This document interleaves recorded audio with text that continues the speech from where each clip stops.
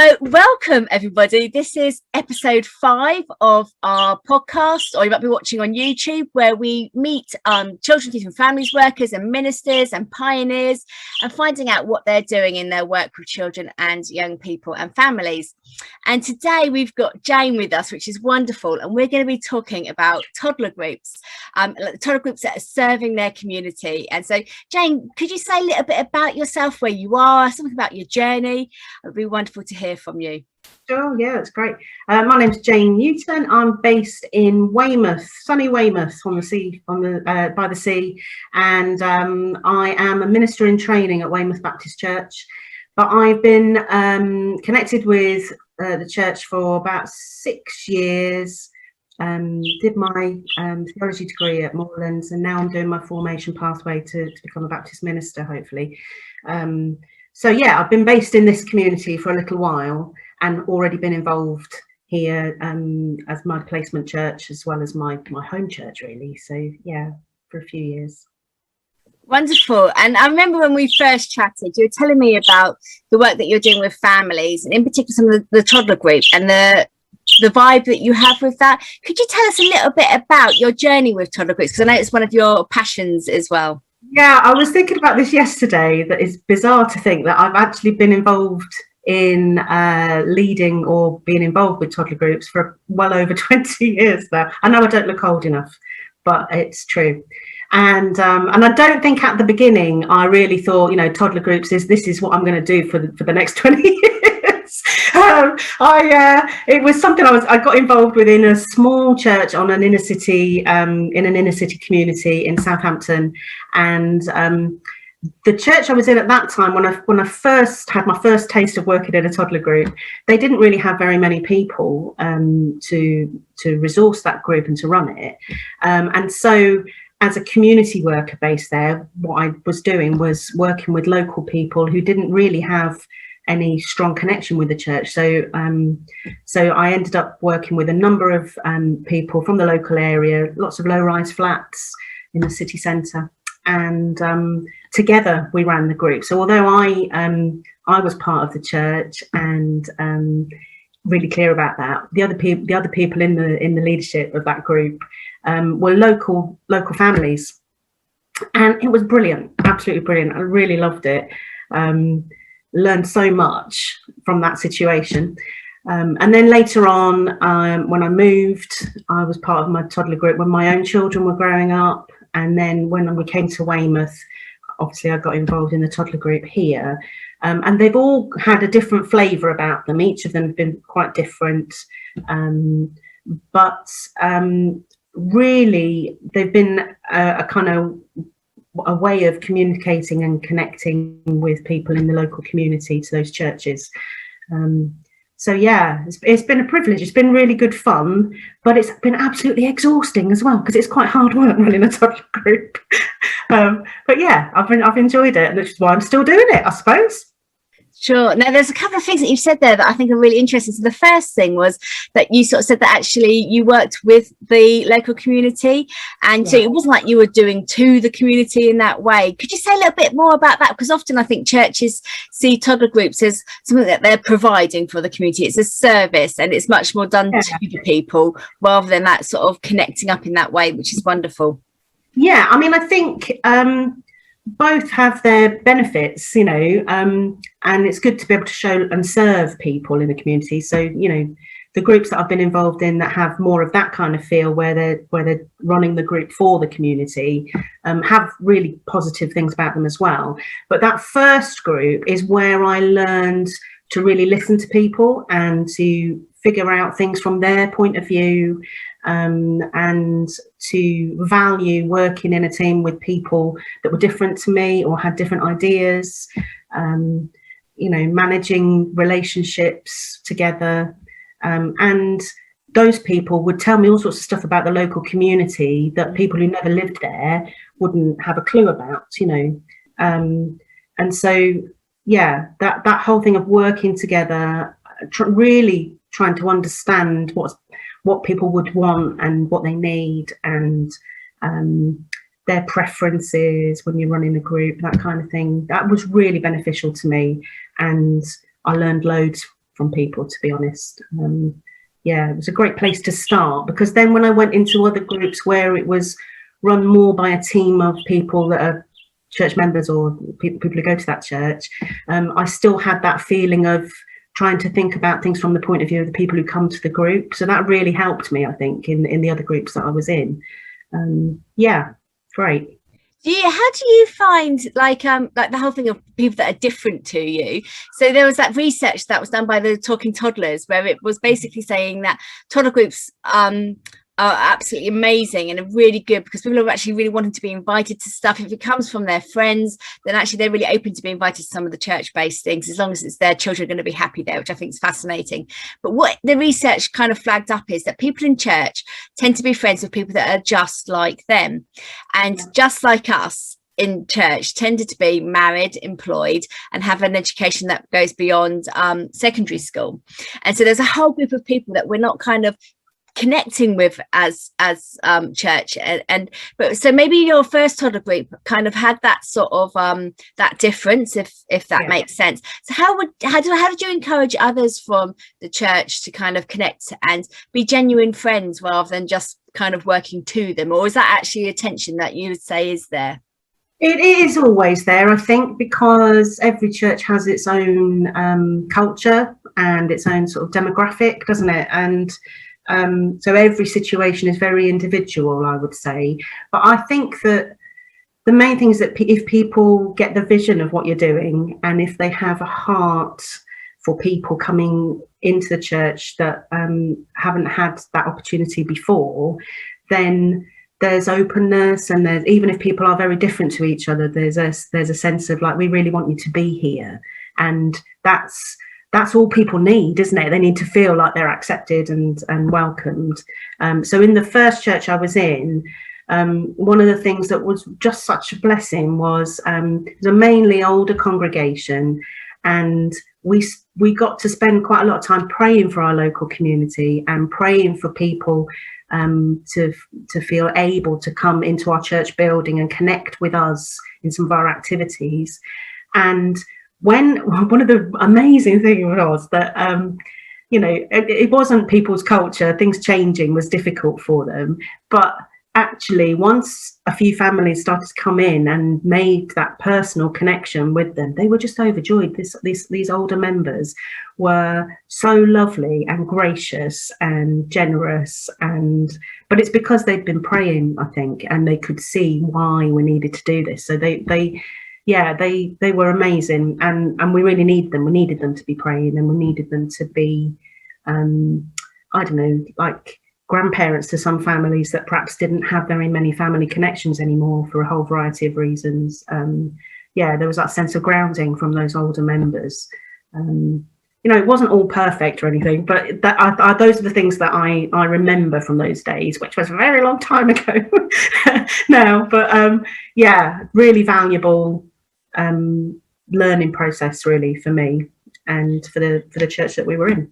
No, it's wonderful, and you can just really hear your heart, that kind of the desire for the personal connection. I just think is absolutely beautiful, and you want people to belong, and it's that safe space for families to come and to be accepted and welcomed, and how powerful that is for people.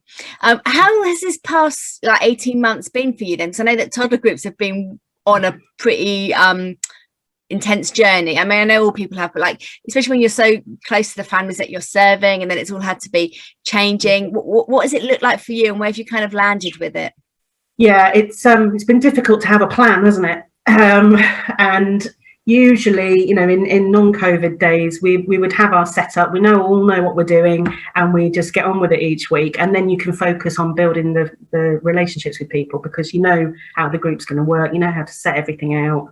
And as long as there's enough of you, you can get on with building those relationships. Well, it's the last 18 months hasn't been like that, because for large chunks of time, we haven't been able to meet with people. So I tried anyway, to put some stuff online. We've got a Facebook group, a private Facebook group that everybody joins, and we announce things to families that way. So on that page, they asked me still wanted the singing time, so I play guitar and lead a singing time each week. So this is quite a popular bit of the group. So I would record lots of nursery rhymes in my living room, and give everybody a chance to say if it was somebody's birthday or whatever. So I would do like a little 15-20 minute thing and put it on Facebook each week. So that went on for quite a few months, and we'd get quite a lot of interaction with that at first in the first lockdown. But I think then gradually people kind of got fed up with being online, and so that became more difficult to maintain, although we did try, we did keep on. We didn't meet physically until the autumn, where we tried to run something very limited in the space that we had. It wasn't great, but we tried. We made the effort, and I guess the families just need to know that we were trying. It was so restrictive, really. So we stopped then, again with the next lockdown before Christmas, and really my main thing was just contacting people and finding out how they are. But we've got quite a large group of between 30 and 40 families, so it's quite hard to do that and maintain that sort of in a meaningful way. But we would just keep going with it really as best we could. Occasionally, when it was okay to, I would meet up and go for a walk with people, just keep that personal connection as best I could. And then I suppose it was end of April, May time, we came back into the building with all the COVID secure measures.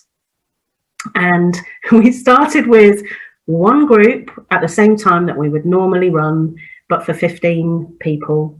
And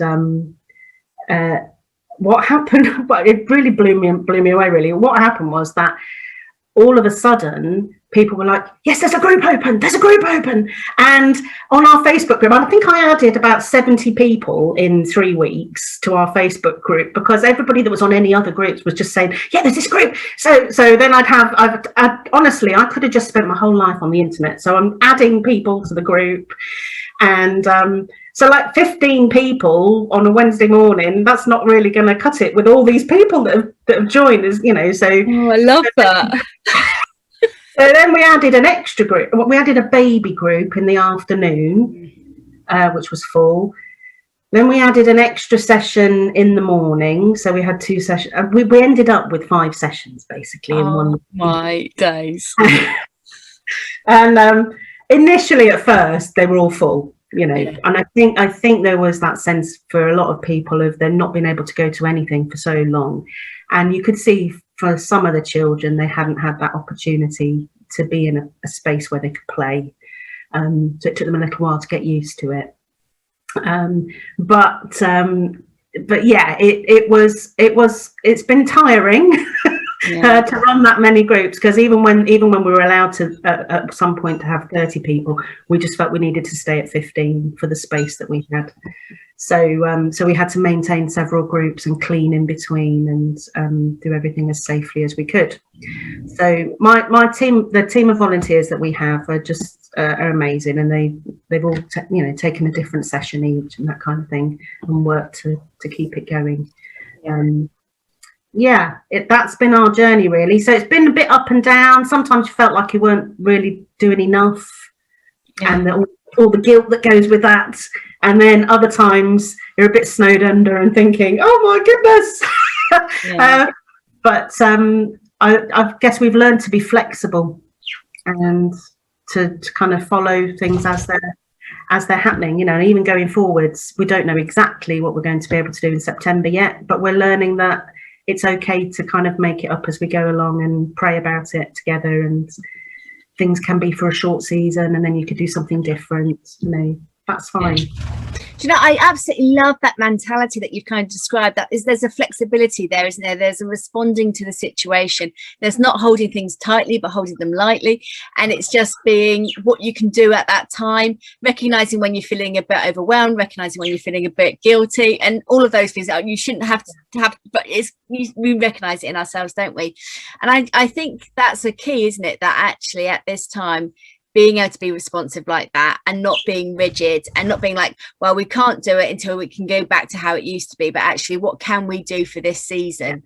And you saw, and you said like how desperate the people were to kind of meet up, toddlers that hadn't played with others for a very long time, for most of their lives, And all we weren't providing all the stuff we normally do because we wanted to be safe. So, it was only ride on things and, things that we can wipe down every 10 minutes or, we weren't doing anything that would make anybody unsafe. So it was quite limited, but people were still so grateful to have the opportunity. I was quite struck by that, really. What would you say to people that you're just doing something which is a good service to the church? Where's the gospel in that? How would your understanding of the good news be in what you're kind of what you've done? Yeah, it is. It's a question that comes up a lot with people running study groups, and people have strong views on both sides, I guess. I've always taken the approach that I want people coming to feel that wherever they are in their journey with God, you think of the Engel scale or whatever, wherever they're at, that I want them to feel at ease with us. So we tend not to be very overt, apart from the fact they really know that this is run by the church and the church loves our community and this is what we're doing to serve our community. And we can talk about faith, in the same way that other people share their lives with us, we share our lives with them. So we have that sense of it's a reciprocal thing. In terms of relationship. We do have had in the past, not so much during COVID, but we have had a point at the end of each term where we might be celebrating Christmas or Easter, and very light touch, but bring in something about what those things are about in a very sort of age sensitive way. Have as much fun as we can together as well. But I think our main thing has been about building relationships with people and figuring out what's helpful for them at this point. And I completely respect that other groups run more overtly, and that can really work. I remember taking my own children to one group that was brilliant, that had a spiritual slot to it and everything. But I think more of the parents there had a Christian background of some sort. Not all of them, but more of them did. So I think you cut your cloth depending on which community you're serving and the people that are in it. Yeah. I get that some people will say, it's running a church, so people will expect that. But it's just the groups I've been in, that hasn't been our DNA at that particular point. But we have always, as a team of us working together, we always know what the point is of what we're doing. It is to serve people. It is to be generous. It is to be Christ-like. And that includes actions, and at times it will include words as well, and offering. I've prayed with people that have come to me with issues during group, actually. Not in front of everybody else, we've had a private chat. Laying on of hands. Exactly, yeah. In the middle of the session. I haven't done any of that. Not yet, but maybe I'll try it sometime. I don't know. It's not really me. So, I have had opportunities, or the privilege rather, to do that with people. And that's what we pray as a team before we start every session. We meet together once a term and plan what we're going to be doing, and we're always thinking of what's best for the families and looking at these sorts of things. Should we do what should our craft have some sort of theme to it this term, or which the craft stuff I'm never very good at. I'm always looking for somebody else to do that. But that would be my approach. We are thoughtful about it, and we're not saying we don't talk about our faith, because we do. But it's different to having it as part of our program. Now, one of the sad things that I sometimes hear is I'll speak to a church and they'll say, we've got no children. And what they mean is they've got no children on a Sunday morning, but they actually have got a toddler group. But it's almost become like a little bit of a disjointed part of the churches. People know it's there, but it's not a really integrated part of the ministry of the church. But you're it sounds like you're very much like a pastor to the people that come to the toddler group. And so I just long for ministers to actually see the real value of toddler groups and the potential, and actually you've got a whole load of children and little ones and mums and dads, grandparents, carers, nannies, all that kind of stuff there, and so it's a real kind of opportunity to do that pastoring beyond your local congregation. What would have you got any thoughts on that? I think toddler groups are a hidden jewel, really. They're treasure that we have if we have a toddler group in your church, you are so blessed, because you have that connection with your community. You have a safe space for people to come into the church at a point in their lives when everything's changing. That, you know, that often people do think about identity and you know, how they're, you know, and this amazing little person that they suddenly have to look after gives you a sense of awe. You know, people are open, and as much as they have need, they also have questions. So it's wonderful if you have a toddler group in your church. And I've always taken the approach that toddler groups are often stepping stones onto other things. And so I really would love people in my toddler group to have the opportunity to opt in to other things that they can come to, like a messy church, or we're not running one at the moment, but you know, something where you can be a little bit more overt about faith, and they opt into that, and you know, then you have opportunity to build a faith community if people come to faith through that. So I've run Alpha with parents. So it's about everything being interlinked. You know, the toddler group isn't something that just runs on its own in the middle of the week. It's part of the life of our church, and it's like church is like an organism, you know, and this, you know, they're all connected. All the different facets of church life are connected, and what connects them is relationships, you know. So yeah, I'm not sure it's very clear, but yeah, that's how I approach it anyway. Yeah, no, it's great. And for me, it is that integrated thing that you're talking about, and it is that relational approach, and it is, yeah, I like the treasure, the jewel that is often overlooked or not seen, or just kind of acknowledged, you know, but like not taken as seriously as maybe it could be taken in that way. And like I say, there's so much research out there which is sort of saying how much potential there is for it to be a stepping stone to something else, or to have those faith conversations like you've mentioned within that, really, because just we're sharing our lives with people, aren't we, and faith is part of our lives. And so when you've got that kind of connection, that's what you kind of do. And also we have, hopefully we have a holistic understanding of the gospel. We're interested in people in their entirety, isn't it? It's not just their soul or something like that. Yeah. And so actually we know how precious the early years are, and obviously we're not their parents in that sense, but we can be adults that offer that empathy, that offer that safe space, that offer support for families that are maybe struggling a little bit in that way, to make those early years as good as they can be. And the church has got a part that they can play in that, I think. Have you got any thoughts on that? Yeah, and providing a space where people can support each other.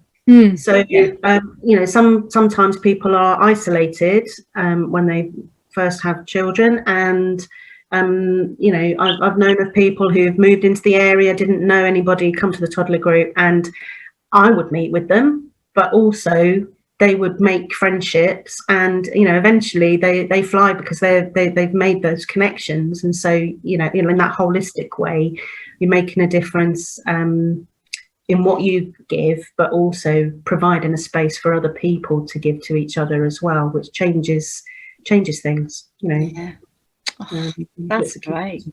You can so see you've got this community kind of background. The way that you talk is just absolutely gorgeous and absolutely wonderful in that sort of, really, we're supporting one another here. It's like we're not doing to you. It's just absolutely gorgeous to hear. What kind of excites you going forward? What sort of opportunities do you see maybe on the horizon? Well, I guess one of the things, I mean, COVID's been awful, but one of the things that we've learned through it is that flexibility thing. So, you know, I'm on Facebook groups where people have ideas, show their different ideas of stuff they're doing or whatever. And sometimes it can get a bit overwhelming, and I think, oh, I'm not doing enough, you know, because there's all these things that I could do it better. But on the other hand, it also gives me lots of, it gives me that potential to do things differently. So, you know, I'm thinking about the autumn. Actually, could I do more outside with our group? If there are people who haven't come to our group this term because they don't want to be indoors, maybe there's some more stuff I could do outside. And, you know, there's lots of resources available now, and various organisations offer different resources now. So there's scope to branch out and do things slightly differently, which in some ways is a little bit scary if your group has run in a particular way for a very long time. But on the other hand, maybe it provides new opportunities and new ministry or developing what we do. I think that's something to be excited about as much as a little bit nervous of. You know, I did an outdoor event yesterday to finish our term, and I was nervous. You know, I knew all the regulations, I'd got it, I knew exactly what I had to do, but at the same time, I'd never done it before. So it was, you know, it was a bit frightening, but it was such a blessing to be outdoors, chatting to people at a distance and whatever, and people just absolutely loving being there together. So I'm looking forward to some more of that going forwards, being flexible and being open. Oh no, that's wonderful. And I was thinking, I'll put some of the links below, because I know obviously there's Muddy Church, which does the outdoor stuff, Forest Church, and some of those resources. Because I mean, I'm a creative, so my brain doesn't struggle with that. But I know that some people, they do. It's like, oh, I don't know what is possible, and they need some other external stuff to help spark, don't they, in their imagination. And the Facebook group is, I can't remember if it's 1277 or something like that, the Toddler. We'll put that on there. Really supportive group, and so recommend that as well. But we'll put the links below. And Jane, I was hoping that maybe in September, like, get yourself, and I know that Rachel from Bloxham and Ellie from Winchester, they all do Toddler groups as well, all slightly different, but it'd be really great to have a conversation and invite others to join in. So look out for that, maybe in September, people that if you're thinking, actually, I'd be really interested to explore toddler group ministry a little bit further, come and join the conversations so that we can learn from one another and inspire one another and support one another in that kind of journey. So just a little bit of a plug for something that will be happening in the future. I'm not sure what I'm going to call it yet, maybe like a conversation about toddlers. That's really inspiring, isn't it? Talking about toddlers, and then we'll have other things later on as well. So Jane, it's been absolutely wonderful listening to you, hearing your passion, and thank you so much for giving your time to just to share something of your heart with us.